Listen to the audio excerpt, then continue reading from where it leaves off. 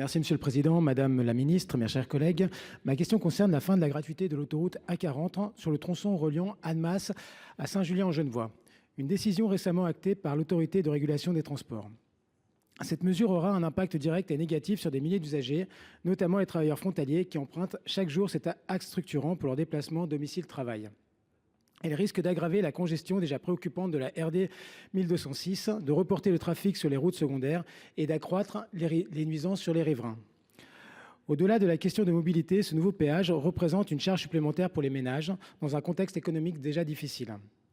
Il remet en cause l'accessibilité du territoire et fragilise son attractivité, tant pour les habitants que pour les entreprises locales.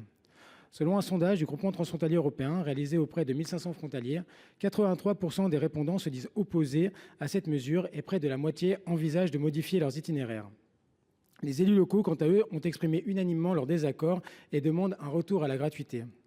Dans ce contexte, Madame la Ministre, pouvez-vous nous indiquer si le gouvernement envisage de revenir sur cette décision ou à défaut, quelles mesures concrètes il entend mettre en place pour préserver la mobilité, le pouvoir d'achat et la qualité de vie des habitants concernés? Je vous remercie. Merci, cher collègue. Madame la Ministre, vous avez 2 minutes.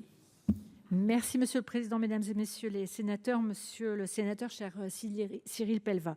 La section de l'autoroute A40 entre Annemasse et Saint-Julien-en-Genevois n'a jamais été gratuite, je dois le rappeler. Entre 91 et 2016, les frais d'exploitation étaient pris en charge par le département de Haute-Savoie, qui n'a pas souhaité proroger cette convention, ce qui a conduit à une situation de non-droit qui a été dénoncée par la Cour des comptes en 2019. Le gouvernement a souhaité prendre le temps de la concertation pour régulariser le péage de cette section. Toutefois, son principe est inéluctable, comme l'a encore tout récemment rappelé l'Autorité de régulation des transports. La régularisation du péage sur la section conduira à une tarification plus juste en corrigeant la situation actuelle dans laquelle certains usagers empruntant la section ne la payent pas et d'autres la payent sans l'emprunter, ce qui est quand même curieux. À la suite de la concertation menée, des mesures d'accompagnement seront mises en œuvre. Premièrement, la remise à péage est accompagnée d'un abattement exceptionnel de 35% dès le premier trajet pour les usagers disposant d'un badge, auquel s'ajoutent des réductions pour les usagers fréquents proposées classiquement par ATMB. Ainsi, les usagers fréquents paieront moins de 1 € leur trajet entre Annemasse et Saint-Julien-en-Genevois. Les conditions de circulation des usagers seront ensuite améliorées par des aménagements réalisés aux deux extrémités de la section, au niveau de Saint-Julien-en-Genevois et d'Étrembières. Enfin, s'agissant du réseau secondaire, toutes les études de trafic réalisées démontrent un impact infime de l'ordre de 3% du trafic actuel. Malgré tout, une enveloppe de 750 000 € sera consacrée à l'accompagnement des aménagements qui pourraient être entrepris par les gestionnaires sur le réseau secondaire en lien avec cette opération. Merci Madame la Ministre. Chers collègues, vous avez 51 secondes.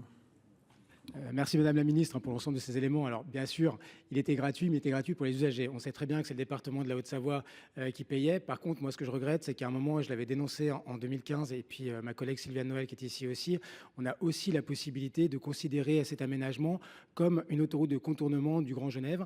Et je regrette qu'il n'y ait pas eu des réunions qui auraient pu être faites avec nos homologues suisses, parce que les 300 millions, je pense qu'à un moment, on aurait pu le trouver entre les fonds genevois, entre les Suisses et également la partie française. Donc aujourd'hui, on regrette que même si le prix sera en dessous de 1 €, il y a aussi des travailleurs qui ne sont pas que frontaliers, qui n'ont pas un pouvoir d'achat qui est important.